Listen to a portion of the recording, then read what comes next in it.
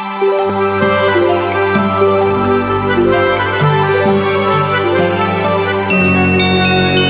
Deep dive में आपका स्वागत है।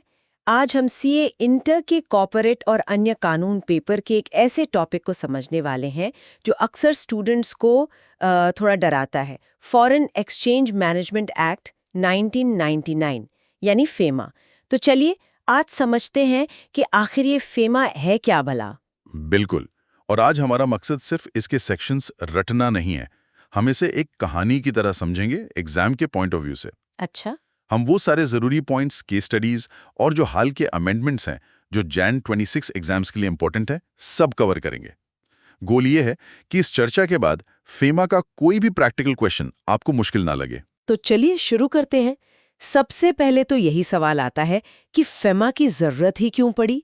इससे पहले फॉरेन एक्सचेंज रेगुलेशन एक्ट यानी फेरा तो था ही। हाँ, दोनों में ऐसा क्या फर्क है कि एक को हटाकर दूसरा लाना पड़ा? देखिए, ये सिर्फ कानून का बदलाव नहीं था, ये भारत की सोच का बदलाव था।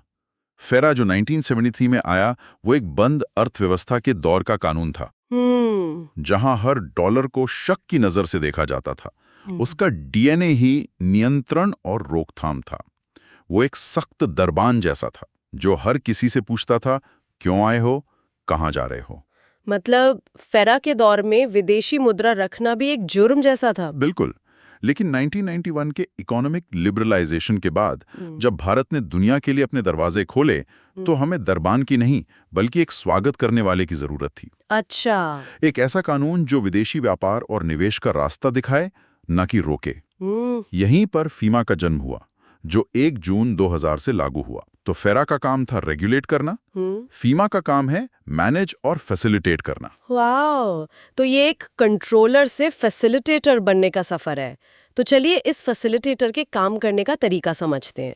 मुझे लगता है कि किसी भी विदेशी लेन देन के लिए सबसे पहले ये देखा जाता होगा कि लेन देन करने वाला व्यक्ति कौन है और कहाँ का है। एकदम सही पकड़ा आपने। फीमा की पूरी इमारत इसी नींव पर टिकी है, रेजिडेंशियल स्टेटस। हाँ। और यहीं पर स्टूडेंट सबसे ज्यादा गलती करते हैं, क्योंकि वो इसे इनकम टैक्स वाले रेजिडेंशियल स्टेटस से कंफ्यूज कर देते हैं। हाँ। फीमा में पर्सन रेजिडेंट इन इंडिया या पीआरआई की परिभाषा बिल्कुल अलग है। हाँ, इनकम टैक्स में तो हम देखते हैं कि कोई व्यक्ति पूरे साल के लिए रेजिडेंट है या नॉन रेजिडेंट। यहाँ क्या अलग है? यहाँ 2 बड़े फर्क हैं।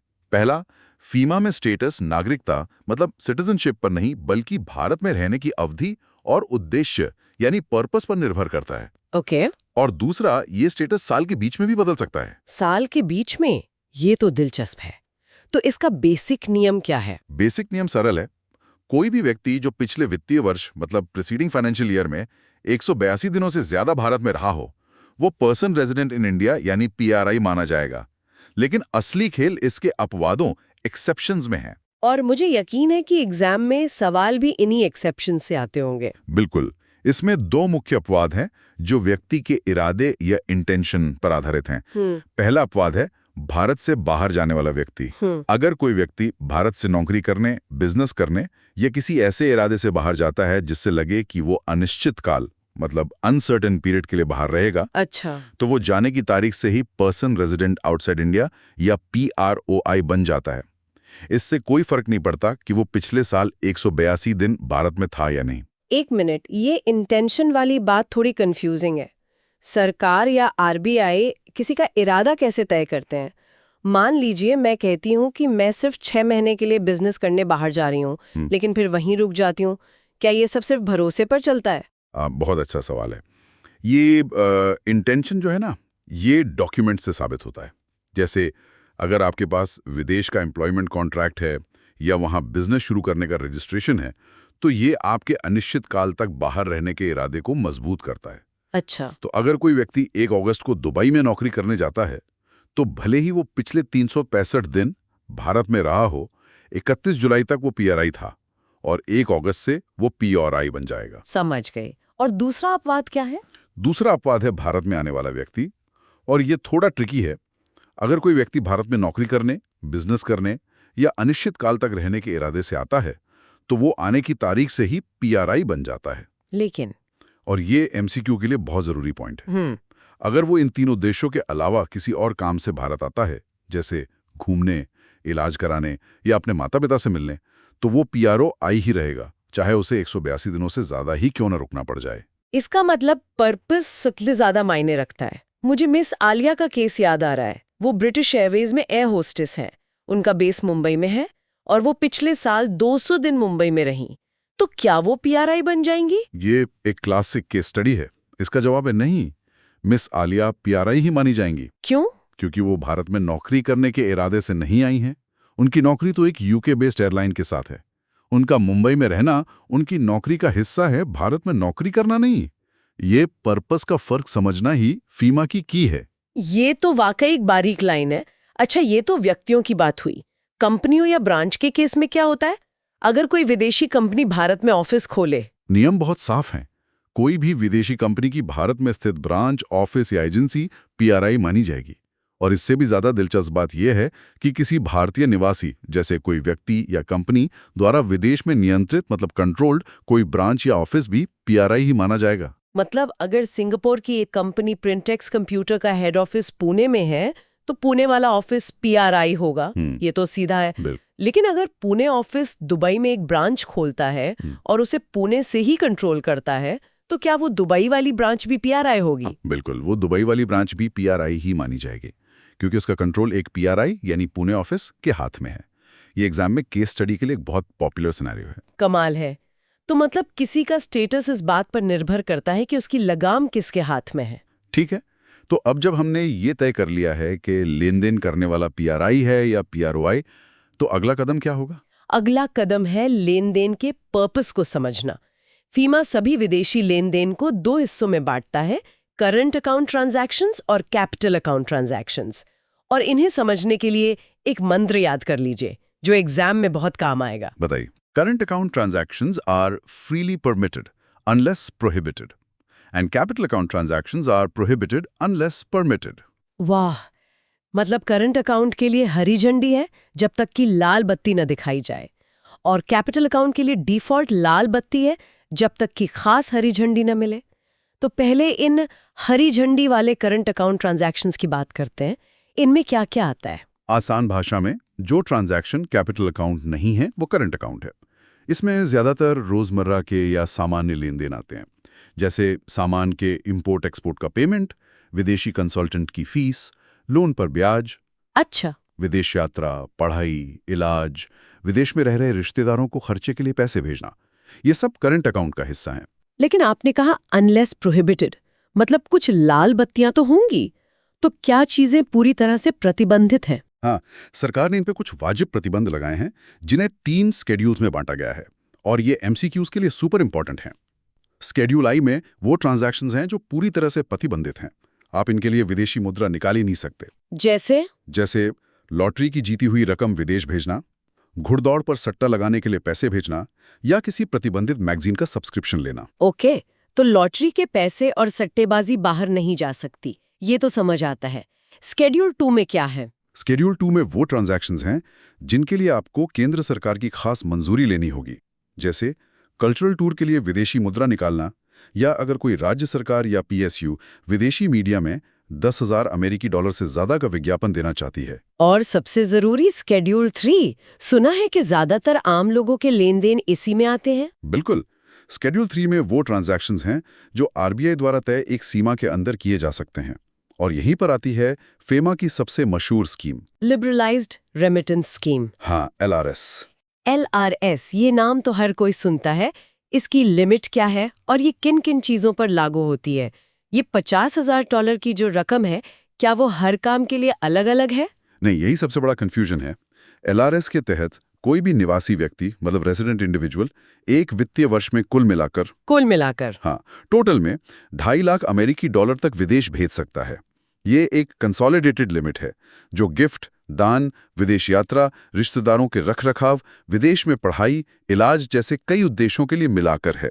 तो अगर मिस्टर पुरुषोत्तम साहा, जैसा कि एक एग्जाम की केस स्टडी में था, साल में बिजनेस ट्रिप पर $50,000, बेटे की पढ़ाई के लिए $70,000, माँ के इलाज के लिए $80,000 और दुबई में शॉपिंग के लिए $10,000 खर्च करते हैं, तो कुल $2,10,000 हुए। उन्होंने कोई नियम नहीं तोड़ा? बिल्कुल नहीं तोड़ा, क्योंकि उनकी कुल भेजी गई रकम $2.5 लाख की LRS सीमा के अंदर है।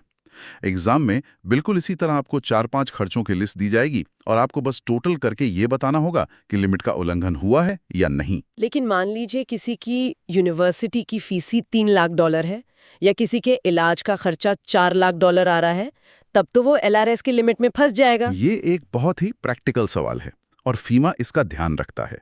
पढ़ाई और इलाज, इन 2 मामलों के लिए एक खास छूट है। अच्छा। अगर आपके पास यूनिवर्सिटी से आया फीस का लेटर या हॉस्पिटल से मिला खर्च का अनुमान मतलब एस्टिमेट है, तो आप LRS की $2.5 लाख की सीमा से ज्यादा रकम भी भेज सकते हैं और उसके लिए RBI की मंजूरी की भी जरूरत नहीं है। अरे वाह! मतलब पढ़ाई और इलाज के लिए LRS की लिमिट असल में कोई लिमिट है ही नहीं, अगर आपके पास सही कागजात हैं। ये तो बहुत बड़ी राहत की बात है कई परिवारों के लिए।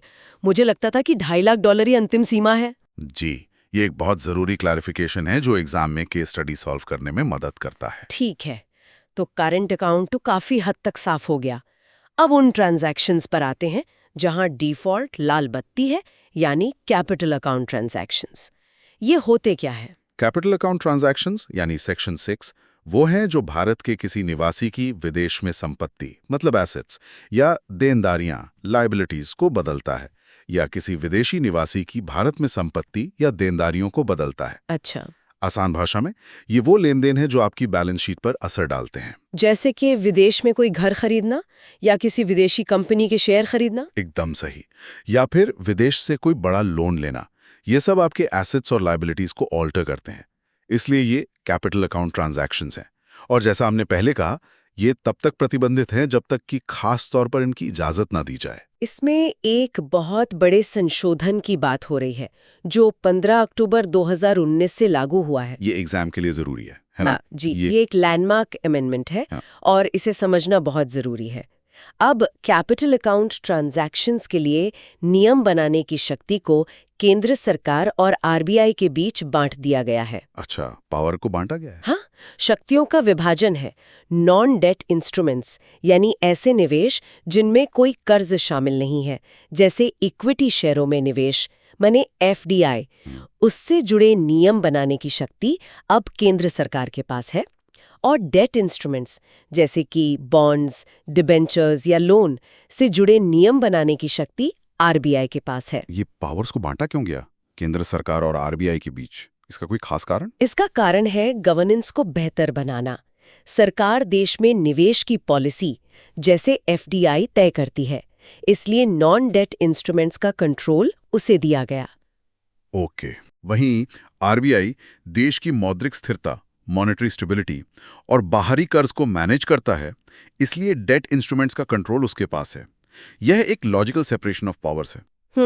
इस पर MCQ आने की पूरी संभावना है। समझ गई।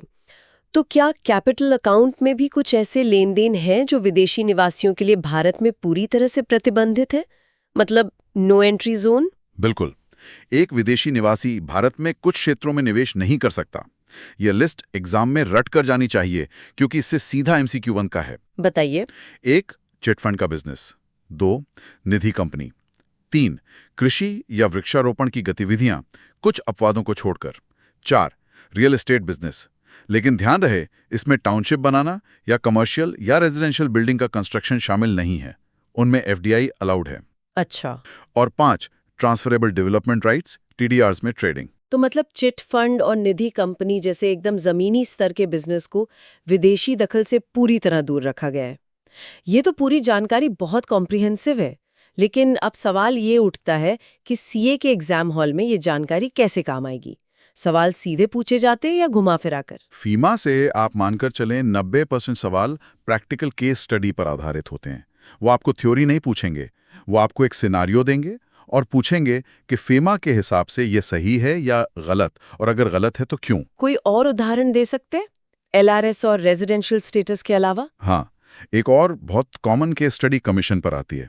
मान लीजिए एक भारतीय एक्सपोर्टर इंडिया एक्सपोर्ट लिमिटेड अपना माल बेचने के लिए अमेरिका में एक एजेंट को कमीशन देता है। ठीक है। नियम कहता है कि अगर कमीशन की रकम $25,000 या इनवर्ड रेमिटेंस मतलब जो पैसा भारत आया उसका 5%, इन दोनों में से जो भी ज्यादा हो, उससे अधिक है तो आरबीआई की मंजूरी लगेगी। अच्छा, आपको एग्जाम में इनवर्ड रेमिटेंस की रकम और कमीशन की रकम दी जाएगी और आपको बस ये कैलकुलेट करके बताना होगा कि अप्रूवल चाहिए या नहीं। तो ये पूरी तरह से एप्लीकेशन बेस्ड है, रटने से ज्यादा समझने पर जोर देना होगा। बिल्कुल। आपको नियम का लॉजिक समझना है ताकि आप उसे किसी भी नई सिचुएशन में अप्लाई कर सके। जैसे प्रिंटेक्स कंप्यूटर वाली केस स्टडी में अगर आपको कंट्रोल का कॉन्सेप्ट पता है तो आप आसानी से बता देंगे कि पुणे और दुबई दोनों ब्रांच पीआरआईज हैं।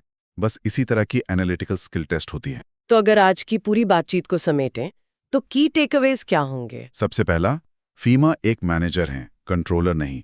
दूसरा, रेजिडेंशियल स्टेटस पर्पस पर निर्भर करता है, न कि सिर्फ दिनों की गिनती पर, और ये इनकम टैक्स से अलग है।